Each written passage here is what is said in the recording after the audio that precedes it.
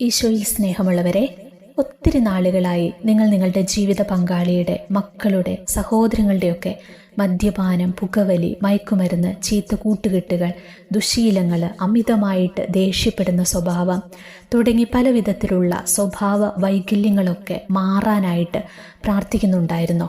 എന്നിട്ടും അവർക്കൊരു വ്യത്യാസം വരാത്തതോർത്ത് നിങ്ങൾ ഇപ്പോഴും ദുഃഖിച്ചിരിക്കുകയാണെങ്കിൽ ഇത് നിങ്ങൾക്കുള്ള വീഡിയോയാണ്. ഇത്തരത്തിൽ ദുരിതമനുഭവിക്കുന്ന നിങ്ങളുടെ പ്രിയപ്പെട്ടവരിലേക്കും ഇന്ന് ഞാൻ പറയുന്ന ഈ പ്രാർത്ഥന നിങ്ങൾ എത്തിച്ചു കൊടുക്കുക. അല്ലെങ്കിൽ ഈ വീഡിയോ എങ്കിലും നിങ്ങൾ അവർക്കായിട്ട് അയച്ചു കൊടുത്ത് അവരിലേക്കൊക്കെ ഈ പ്രാർത്ഥന എത്തിക്കണം. എല്ലാവരുടെയും അധരങ്ങളിൽ ഇനി മുതൽ ഈ പ്രാർത്ഥന ഉയരട്ടെ എന്നാണ് എൻ്റെ ആഗ്രഹം. ഈ പ്രാർത്ഥന നിരന്തരം ചൊല്ലിയത് വഴി മദ്യപാനം മാറിക്കിട്ടിയ ഒരു അനുഭവ സാക്ഷി ഞാൻ ആദ്യം നിങ്ങളോടൊന്ന് ഷെയർ ചെയ്യാം. ഈ വീഡിയോ ഞാൻ റെക്കോർഡ് ചെയ്യുന്നതിന് ഏതാനും മണിക്കൂർ മുമ്പ് എനിക്കൊരു കോൾ വന്നു. അതെൻ്റെ കൂട്ടുകാരിയുടെ കോളായിരുന്നു. അവളുടെ ജീവിത പങ്കാളി അദ്ദേഹത്തിൻ്റെ ചെറിയ പ്രായം മുതൽ മദ്യപാനം തുടങ്ങിയതാണ്.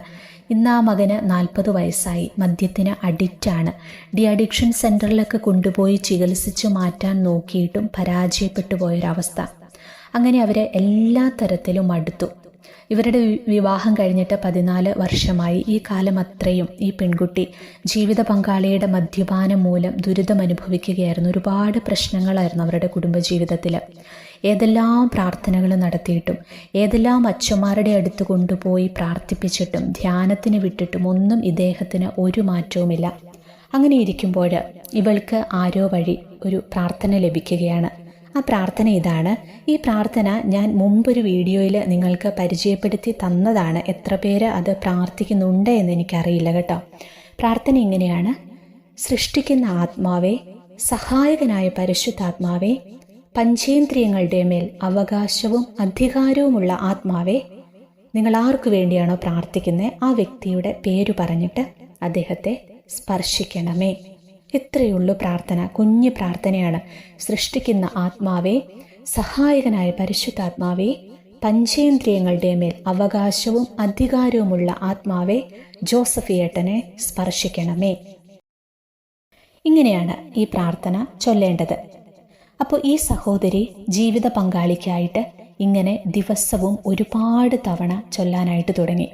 ഈ സഹോദരി എന്നോട് പറഞ്ഞത് ചില ദിവസങ്ങളിലൊക്കെ 100 പ്രാവശ്യമൊക്കെ ഇരുന്ന് ഇങ്ങനെ ചൊല്ലി പ്രാർത്ഥിക്കുമായിരുന്നു എന്നാണ്.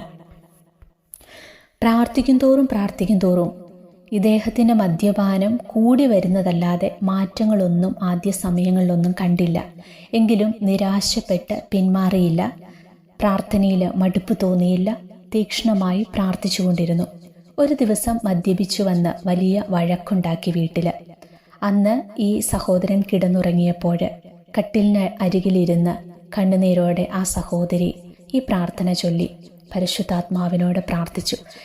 ഒരു കാര്യം പറയാൻ ഞാൻ മറന്നുപോയിട്ട്, ഈ പ്രാർത്ഥനയോടൊപ്പം മറ്റൊരു പ്രാർത്ഥന കൂടി ഈ ചേച്ചി എപ്പോഴും ചൊല്ലുമായിരുന്നു. ആ പ്രാർത്ഥനയെ ഞാൻ പണ്ട് നിങ്ങൾക്ക് പറഞ്ഞു തന്നിട്ടുള്ളതാണ്. അത് നമ്മുടെ ഡാനിയലച്ചൻ പറഞ്ഞിട്ടുള്ള ഒരു പ്രാർത്ഥനയാണ് കേട്ടോ. ഡാനിയലച്ചൻ പറഞ്ഞു കേട്ടിട്ടുള്ളൊരു പ്രാർത്ഥനയാണ്. അപ്പോൾ ഈ പ്രാർത്ഥന കൂടി ഈ ചേച്ചി ഇതോടൊപ്പം എന്നും ചൊല്ലുമായിരുന്നു ഈ ജീവിത പങ്കാളിക്കായി.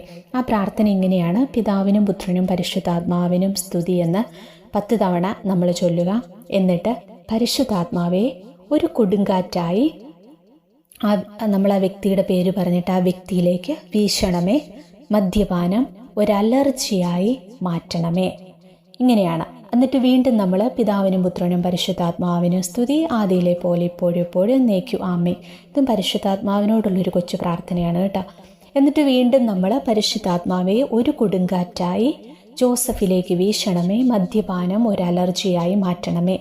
വീണ്ടും പിതാവിനും പുത്രനും പരിശുദ്ധാത്മാവിനും സ്തുതിന്ന് അങ്ങ് ആദിയിലെ പോലെ ഇപ്പോഴും എപ്പോഴും എന്നേക്കും ആമേൻ. അങ്ങനെ വീണ്ടും 10 തവണ ചൊല്ലുക. ഇങ്ങനെ 10 പ്രാവശ്യം, അതായത് കുറഞ്ഞതൊരു ടോട്ടൽ വരുമ്പോൾ ഒരു 101 തവണ ഇപ്രകാരം പ്രാർത്ഥിക്കുമായിരുന്നു ഈ ചേച്ചി. അപ്പോൾ ഈ പ്രാർത്ഥനകളൊക്കെ അന്ന് പ്രാർത്ഥിച്ച് അവർ കിടന്നുറങ്ങി.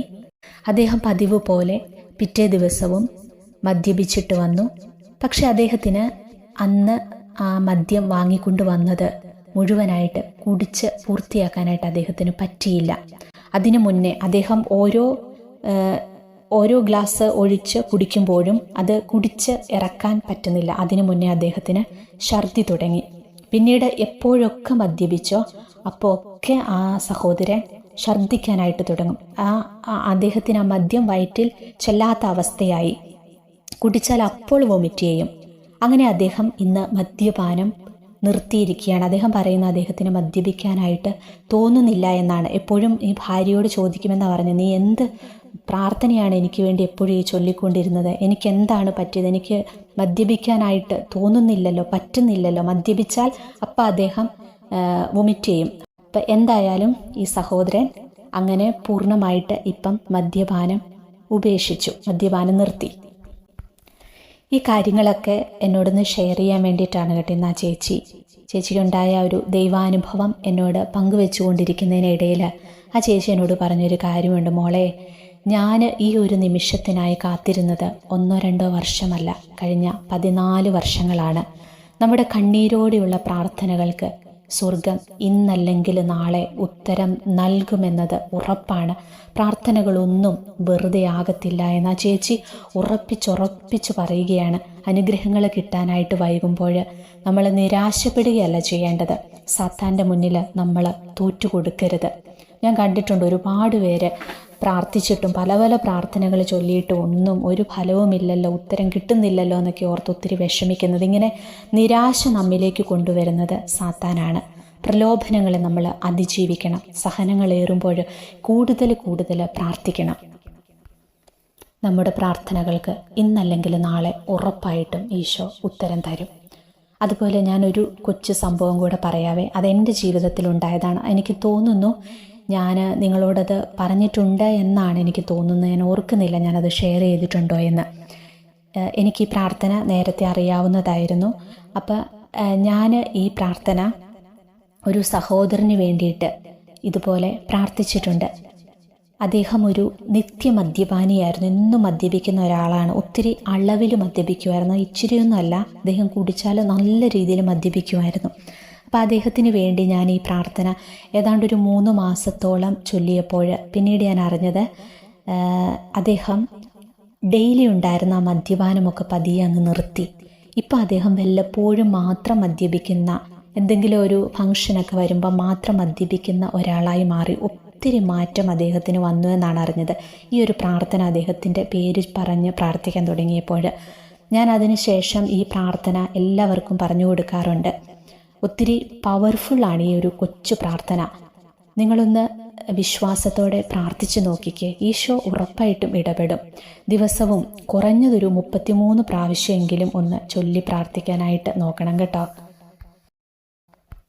ഇത് നമ്മൾ മദ്യപാനികൾക്ക് വേണ്ടി മാത്രമല്ല, ഈ ദുശീലങ്ങൾ അടിപ്പെട്ടവർക്ക്, അതുപോലെ അമിതമായിട്ട് ദേഷ്യമുള്ളവർ, നിങ്ങൾ ആർക്കെങ്കിലുമൊക്കെ ഒരു മാറ്റം ഉണ്ടാകാനായിട്ട് നിങ്ങളുടെ പ്രിയപ്പെട്ടവർ നല്ലൊരു ജീവിതം നയിക്കുന്നത് കാണാൻ, അവർക്ക് കാര്യമായൊരു ചേഞ്ച് അവരുടെ ലൈഫിൽ വരാനായിട്ടൊക്കെ നിങ്ങൾ ആഗ്രഹിക്കുന്നുണ്ടെങ്കിൽ അവരെ സമർപ്പിച്ച് നമുക്ക് അവരുടെ പേര് പറഞ്ഞ് ഇപ്രകാരം പ്രാർത്ഥിക്കാവുന്നതാണ്. മദ്യപാനികൾക്ക് വേണ്ടി, പുകവലി, മയക്കുമരുന്ന്, ചീത്ത കൂട്ടുകെട്ടുകൾ, ദുശീലങ്ങളിൽ, തെറ്റായ സ്നേഹബന്ധങ്ങളിൽ, അങ്ങനെയൊക്കെ പല വിധത്തിൽ പല കുരുക്കുകളിൽ പെട്ടുകിടക്കുന്നവർക്കെല്ലാം വേണ്ടി നമുക്ക് ഈ ഒരു പ്രാർത്ഥന അവരുടെ മാനസാന്തരത്തിനായിട്ട്, അവരുടെ ഒരു നല്ല ജീവിതത്തിനായിട്ട്, തിരിച്ചുവരവിനായിട്ട് ഈ ഒരു കൊച്ചു പ്രാർത്ഥന ഏത് നിയോഗത്തിന് വേണ്ടിയും നമുക്ക് ഇങ്ങനെ പേര് പറഞ്ഞ് അവർക്കായിട്ട് പ്രാർത്ഥിക്കാവുന്നതാണ്. പരിശുദ്ധാത്മാവിനോടുള്ള പ്രാർത്ഥനയാണ്. വലിയ ശക്തിയുള്ള പ്രാർത്ഥനയാണ്. വളരെ പെട്ടെന്ന് ഫലം കാണുന്നൊരു പ്രാർത്ഥനയാണിത്.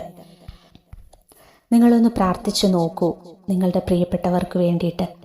അവരിൽ നല്ല രീതിയിലൊരു മാറ്റം കാണുന്നുണ്ടെങ്കിൽ, മാറ്റം വന്നിട്ടുണ്ടെങ്കിൽ ഉറപ്പായിട്ടും നിങ്ങളത് കമൻ്റായിട്ട് എന്നോട് ഷെയർ ചെയ്യണം. അതെന്തിനാണെന്ന് ചോദിച്ചാൽ അത് കാണുന്ന മറ്റുള്ളവർക്കും കൂടി പ്രാർത്ഥിക്കാനായിട്ടൊരു പ്രചോദനമാകും. നിങ്ങൾക്ക് നല്ലൊരു ദൈവാനുഭവം ഉണ്ടായാൽ നിങ്ങളത് മറ്റുള്ളവരോടും പറയണം. അവർക്കും ഈ പ്രാർത്ഥന പറഞ്ഞു കൊടുക്കണം. അപ്പോൾ എന്നെ കേട്ടുകൊണ്ടിരുന്ന എല്ലാവരെയും ഈശോ അനുഗ്രഹിക്കട്ടെ.